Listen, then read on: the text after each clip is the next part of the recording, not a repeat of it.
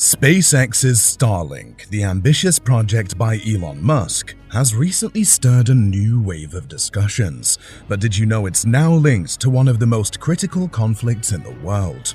Elon Musk made a surprising statement about providing communication links in Gaza.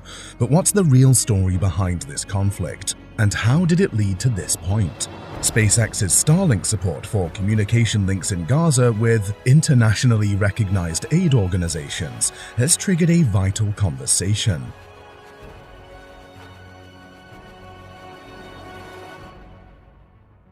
The ongoing war reached a critical point in October 2023 as a telephone and internet blackout isolated people in the Gaza Strip from the world, coinciding with escalated attacks and widened assaults by Israel. The blackout prevented vital humanitarian operations, leaving organizations like the Red Crescent and the United Nations International Children's Emergency Fund cut off from their teams. But let's go back in time a few years. To truly understand the severity of this conflict, we need to go into its deep-rooted history.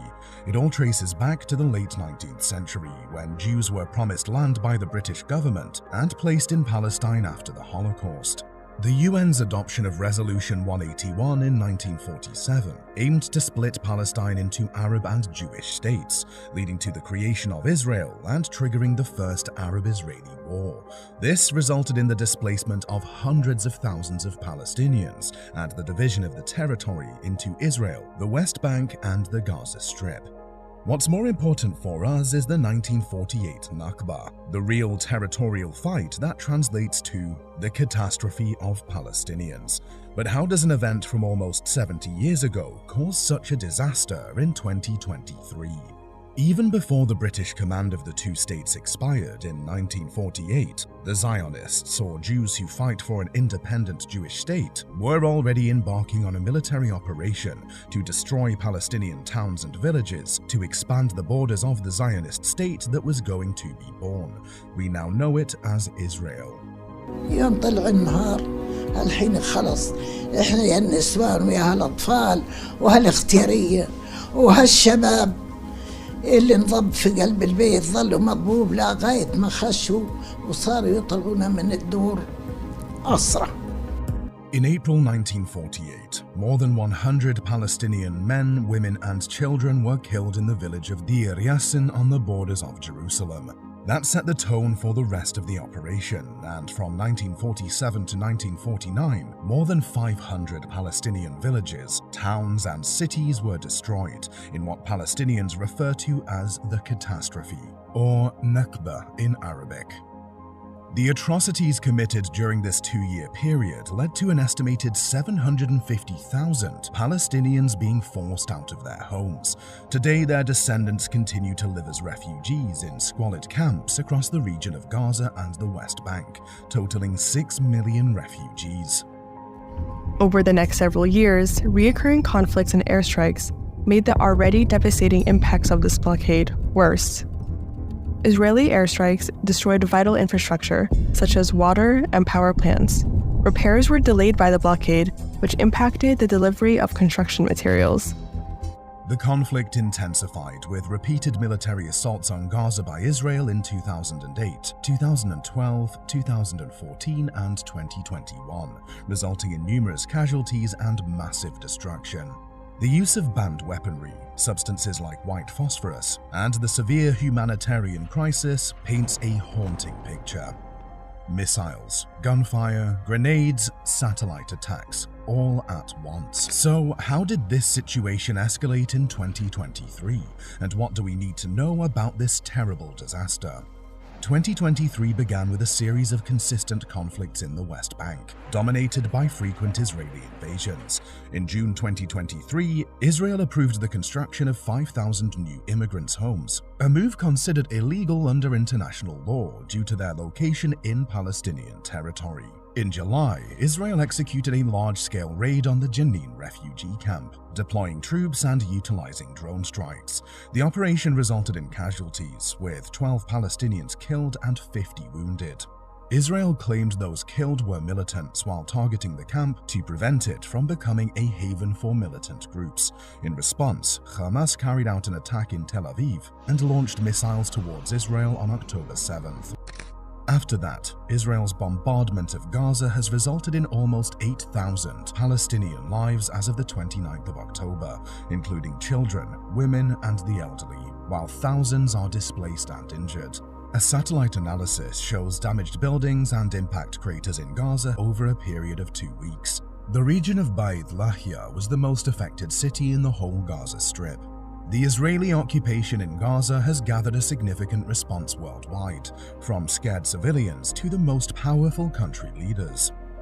The people of Israel lived through one such moment this weekend. The bloody hands of the terrorist organization Hamas, a group whose stated purpose for being is to kill Jews. This was an act of sheer evil.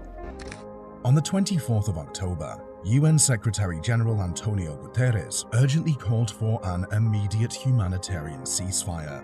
This request highlighted the critical need to stop the ongoing hostilities for the sake of humanitarian aid and civilian safety, but no resolution has passed as the USA and a few other countries supporting Israel have voted against the resolution. The UK has expressed its pursuit of a balanced resolution, emphasizing the condemnation of Hamas, affirming Israel's right to self-defense, safeguarding civilian lives, and ensuring the delivery of humanitarian aid to Gaza. But is that enough? Here's what the UK's Foreign Secretary said in an interview. We support Israel's right to self-defense, and of course we will be working closely with the Israeli government. We're already in contact with them and will continue to do so, both to protect British nationals in Israel and to try and bring peace as quickly as possible. Israel's government announced a complete dominance of Gaza, forcing civilians to evacuate the northern region. However, the UN Secretary-General requested for unobstructed humanitarian access to Gaza and forced Israel to cancel the evacuation order. Negotiations led to Israel agreeing to reopen the crossing for limited humanitarian aid. However, UN agencies have expressed concerns about insufficient aid deliveries. The United States strengthened its military presence in the Middle East and Israel to prevent potential escalations by groups aligned with Iran. So, is this war heading towards another war between the Middle East and the Western forces? Let's hear what President Joe Biden has to say. We can't let petty, partisan, angry politics get in the way of our responsibility as a great nation. We cannot and will not let terrorists like Hamas and tyrants like Putin win. I refuse to let that happen. In moments like these, we have to remember who we are. We are the United States of America. The international response continues to focus on humanitarian aid, armistice negotiations, and safeguarding civilian lives, aiming to de-escalate the conflict and restore stability in the region. The ongoing conflict between Israel and Palestine remains a complex, enduring paradox. Understanding its history, geopolitical influences, and continuous strife is crucial to comprehend the current volatile situation and any potential pathways to peace.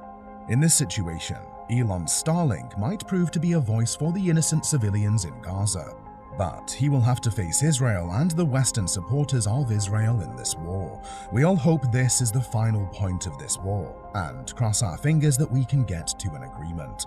Until we get to see the next steps of this war, don't forget to subscribe to stay updated with the latest controversial news of our world.